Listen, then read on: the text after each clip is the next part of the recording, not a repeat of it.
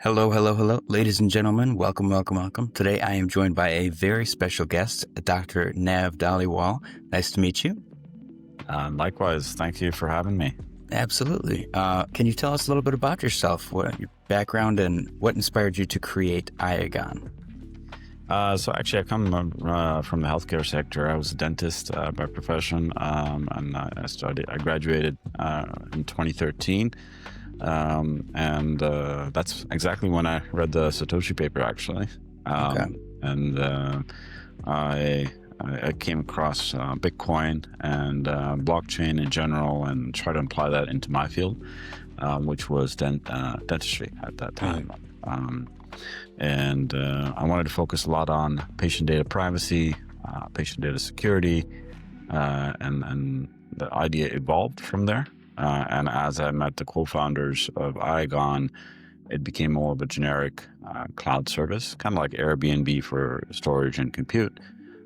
So what we do is at Iagon is learn the behavior of people that are providing their idle capacities. For example, in Airbnb, if you have an idle place, you can actually put it on the marketplace, and people can look through different homes, whatever they want, and how many rooms they want, or where they want it in a specific city, just like that for storage and compute. So if an enterprise wants storage in a certain location with certain performance metrics, certain uptime metrics, you can actually allocate or search through that accordingly. So that's in a nutshell what we do. Okay. All right. Igon is described on, I believe, your guys' website as an AI-driven shared storage compute economy. Can you give a little more insight into that for our viewers? Sure. We use machine learning to learn the behavior of the nodes. So nodes are anyone that provides their idle capacity. So if you have the minimum requirements, like internet speed and uptime speed, and in terms of performance, in terms of your general storage or compute performance, you can allocate your idle resources to the network. We learn the behavior of each node that's providing these resources in terms of uptime, performance, availability, trust, and we give them a reputation score. And based on the reputation score, we match them up according to the user's needs. So if an enterprise wants to look at storage locations in, let's say, Europe or US, you can actually geofence the data within that region. And Nice. Even up to the state level. Okay. What are the benefits of decentralized storage? Why should someone choose this over something like Amazon Web Services or Cloudflare? Yeah, I mean, for Amazon, we compare Amazon actually because it's more directly relevant, where Cloudflare is more on the DNS side. There's no single point of failure. So I like to use the analogy called a data lake to compare centralized services with distributed to decentralized ones. For Amazon or Google, you have a lake, which represents a server in a location. And that lake has a fence around it. The fence is the encryption. It's not that AWS or Google aren't safe. It's the implementation of it that results in a lot of data leaks and a lot of, let's say, failures.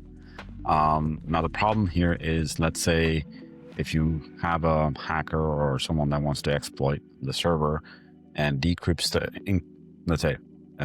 hacks the encryption, he or she can jump over the fence and swim in the lake and collect as much information as possible. And they can leak that to the public. And that's a dumbed down way of how data leaks happen.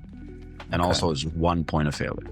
Whereas distributed decentralized storage, if you think using the same analogy, instead of one lake, you have multiple mini lakes that also have a fence around it, but they're completely frozen. The frozen aspect represents the blockchain access layer, which is so the only person that can combine these mini lakes and liquefy the lake is the person that uploaded it in the first place. So complete sovereign control of your data, and there's no single point of failure.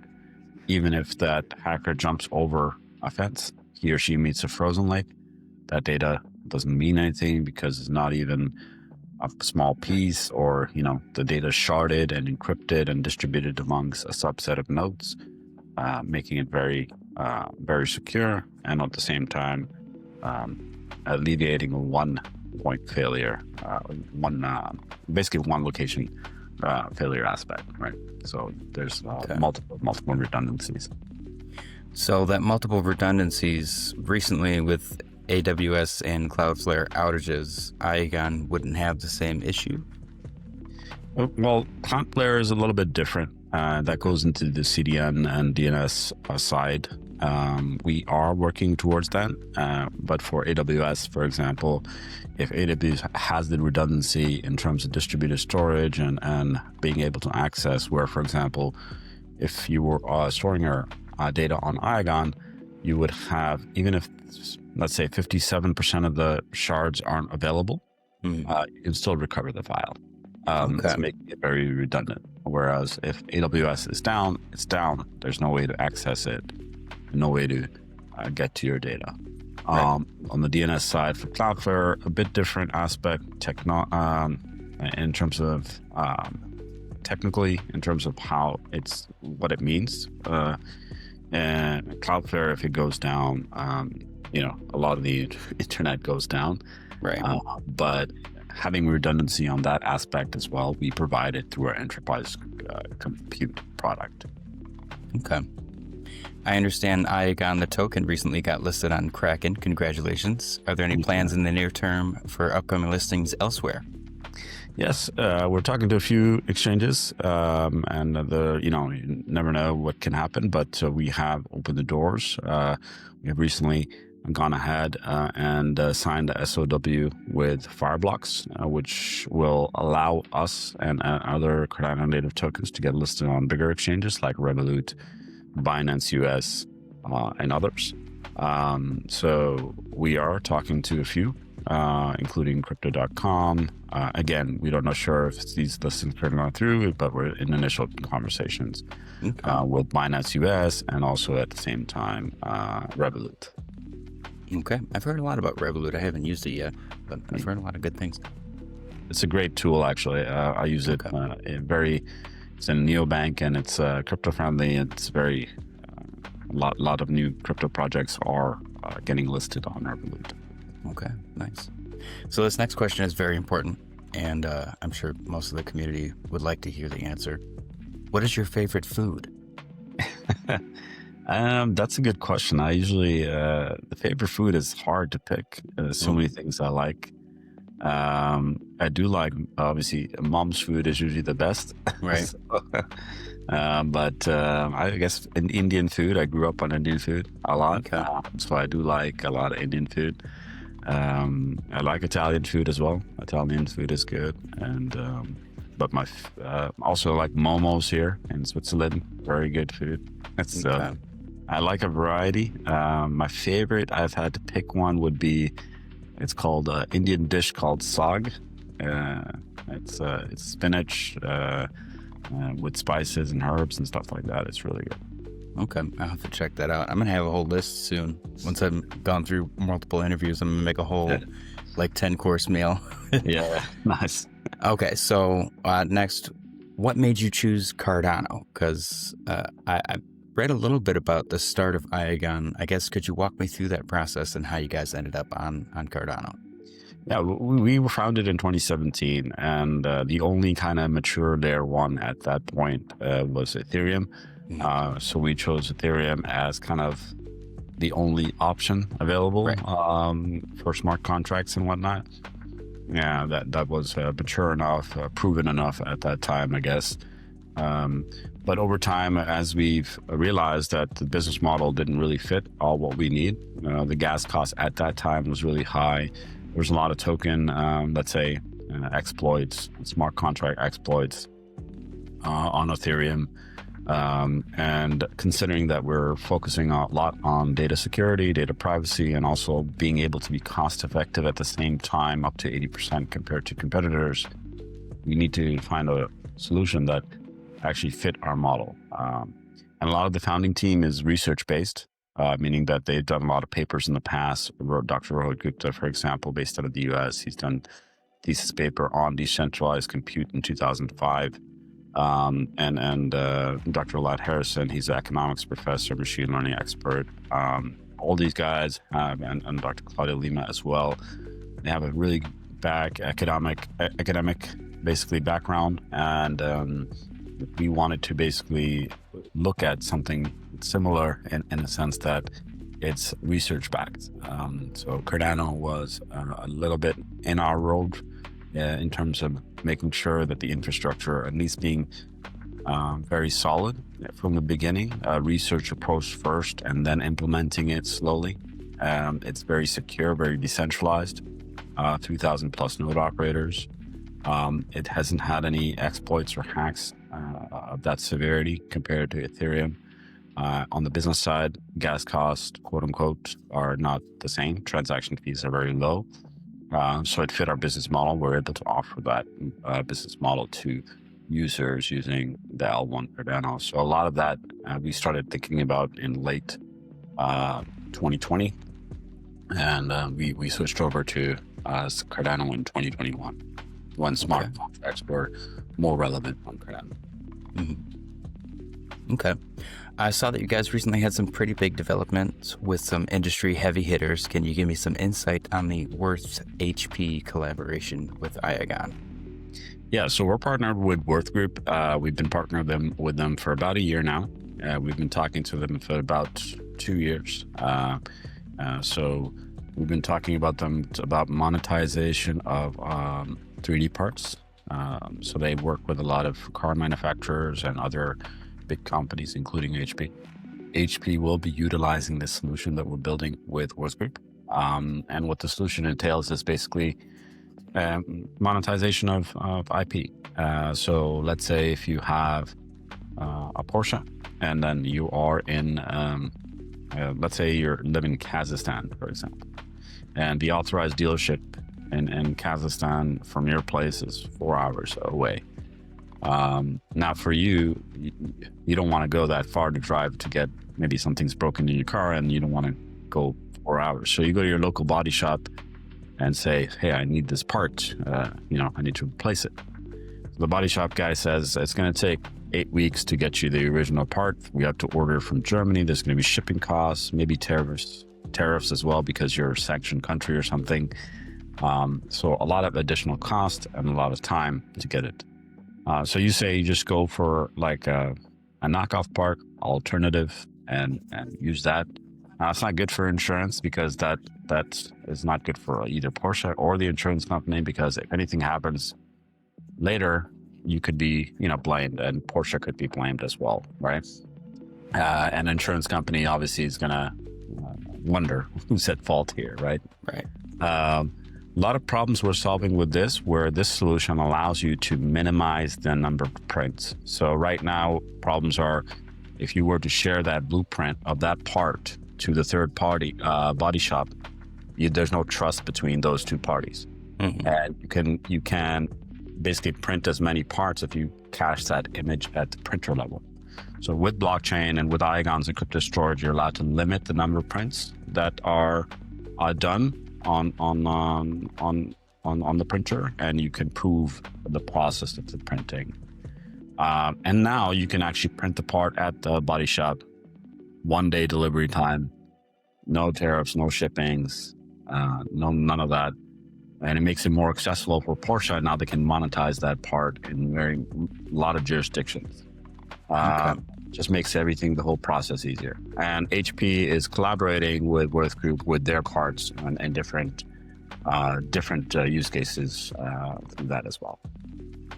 Okay, I like that. That was I do a lot of work in architecture, so being able to like secure your design, I can kind of relate to that.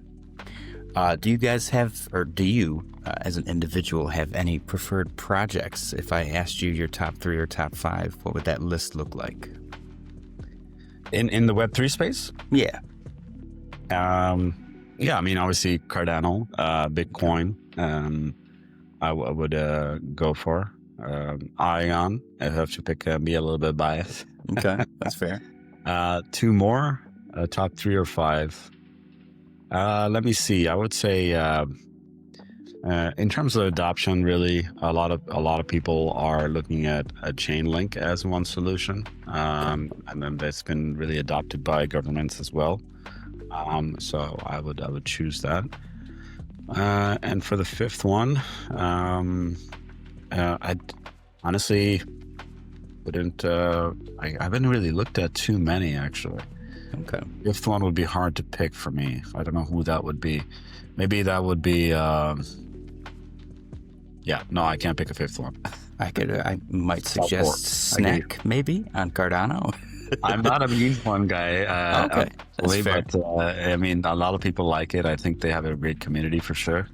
It's a community-driven project, and I think that they have a very enthusiastic community, and a lot of meme tokens do. For me, I just come more from a traditional background, and it's hard to understand, the utility behind it, and that's why. But again, I'm not saying anything against the SNEC community. Right. Yeah. Got to be careful. Yeah. Okay. So what does the end game look like for Iagon? What is your big picture goal, and what role does AI play in all of that? Honestly, I think AI is a big bubble. I'm maybe one of the few that will say that. I don't think there's a lot of revenue that can be generated from AI. There's a lot of expenditure going on with AI right now, a lot of infrastructure being bought, a lot of money being spent, but the return on value is not there yet. And there has to be a way to, if people can figure out how to monetize that, it's great. But for right now, I don't see AI being a thing in the future, just because it's hard to monetize. And the expense is ridiculously high. It could change in the future, but for now, I think that it doesn't really make sense, the amount of expenditure going into AI. But the end game for Igon, at least, is to be one of the leading cloud solutions in the whole Web 2 and Web 3 space. Honestly, right now, I'm not even thinking about that. The end game is long ways away, I think, being realistic. But we're on the right track. We got some good partnerships and good revenue coming in next year. So we're on our ways to becoming that. Okay, I like that. Recently, I saw a bunch of people posting pictures of their hardware thingy, or the Iagon Cyclone. Can you walk me through what that is? Yes, Cyclone is a plug and play. So we found a lot of problems, not a lot of problems. A lot of people are trying to contribute to the network without understanding, without knowing how to technically install a node or set up a node. So we came up with Cyclone, which is a plug and play node. You have the right specs and everything provided to you. And all you do is plug and install, and under 5 minutes, you're up and running with a node and contributing to the network.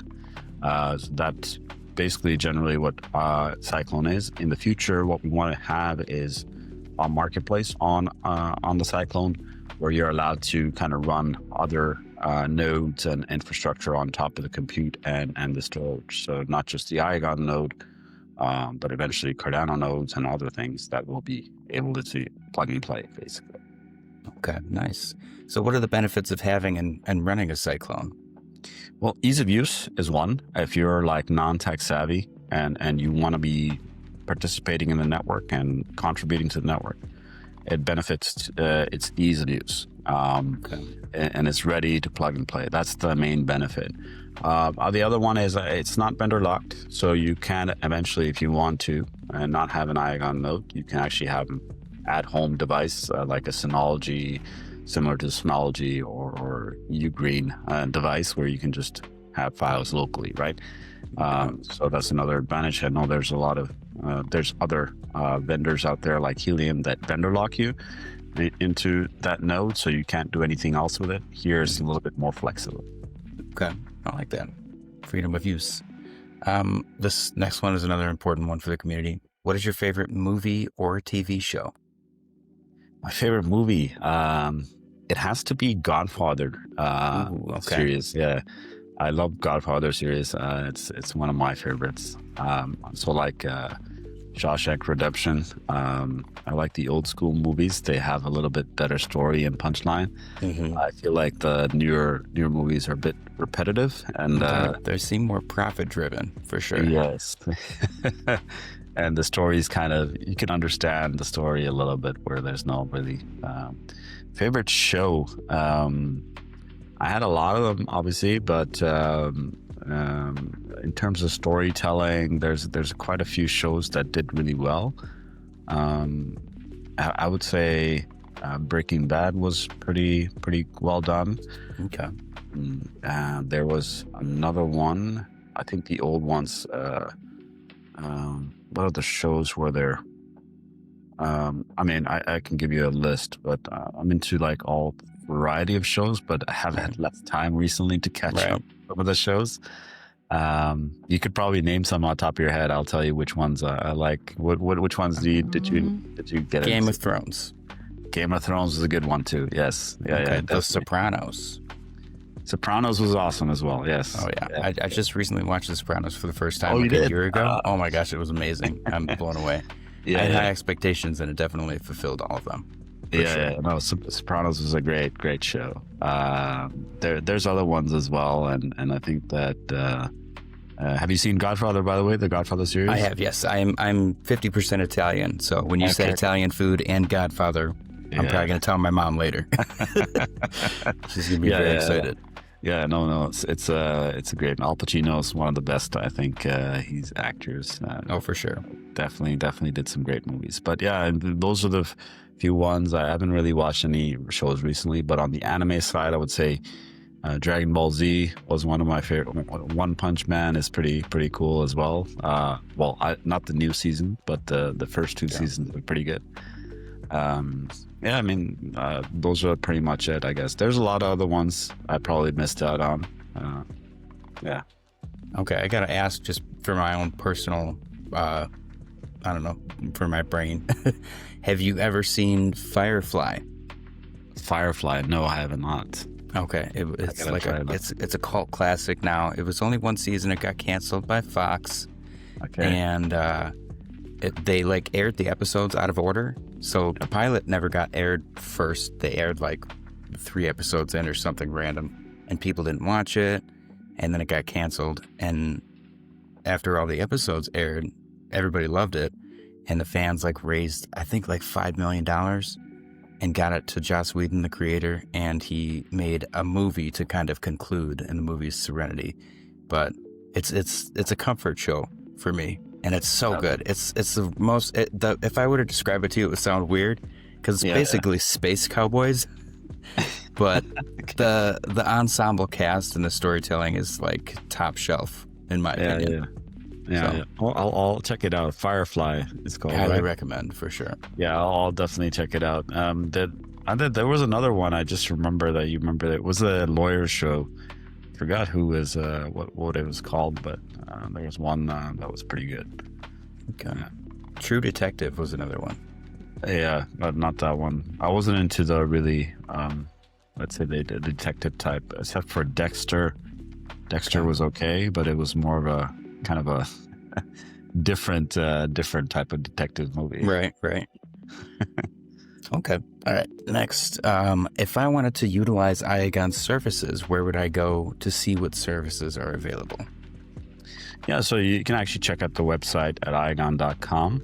We also have Enterprise Compute, which is enterprise.iagon.com.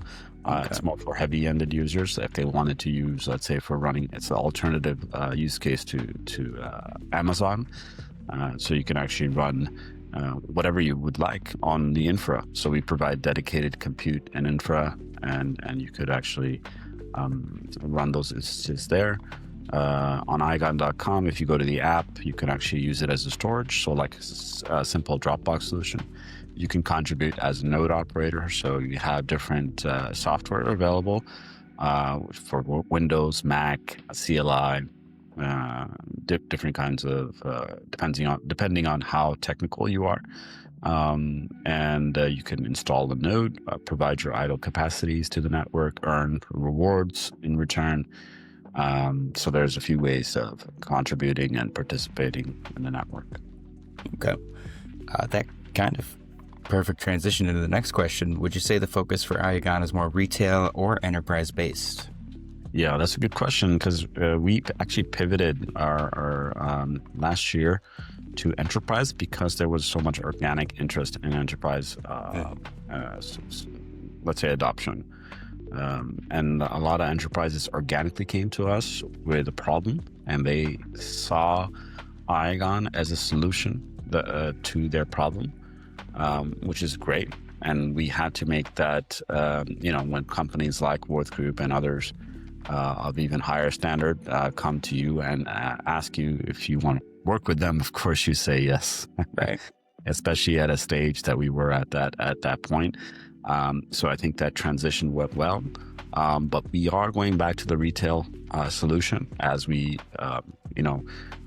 reach some of the milestones and the development points that we are working on with the enterprises. We can actually focus some time on the retail side, which is the Dropbox-like solution. We really want to improve that. We want to have like collaborative spaces, on-chain subscriptions, being able to, share files like WeTransfer, make it very Dropbox-like and something that, Web3 users can use and have still complete sovereign control of their storage. So we really want to focus on that user side adoption as well. Okay. I like that because I recently kind of got into this whole creator space, and I'm definitely finding a need for somewhere to share files of a larger size for sure. So I'll definitely be looking into that as it comes out. Awesome. Are there any plans for you guys to collaborate with Midnight in the future? We already run a Midnight test node. So we hope to work with them on certain healthcare solutions. And if they are open to it, we will work with them on those. But still, we have a lot of other things that are currently we're prioritizing. And when Midnight does mature into a more mainnet, more usable solution, we will definitely look at it for especially for healthcare solutions that we are building up. Okay. All right, I got another big one. Do you believe in Bigfoot or aliens? I don't know about Bigfoot, but I do believe in aliens. I think that it's impossible for us to not be aliens in the so vast universe. There has to be aliens somewhere. Oh yeah. I don't know if they've come to Earth, but I think there's definitely aliens in somewhere in the universe. It'd be kind of sad if we were the only ones in the universe. Right. Right. Yeah. Okay. I'm getting a lot of Bigfoot skepticism, but I think everyone that I've interviewed so far is not in the United States. And Bigfoot is a very United States-based, or at least North American-based, which I figured out, I think, after my second interview. I was like, how come nobody believes in Bigfoot? And I was like, well, he's kind of local. He's a local guy, so it makes sense. All right, so this is my last question. If you could give one piece of advice to aspiring builders in the blockchain space, what would it be? Yeah, that's a good one, actually. What advice can you give to someone that's coming up and building?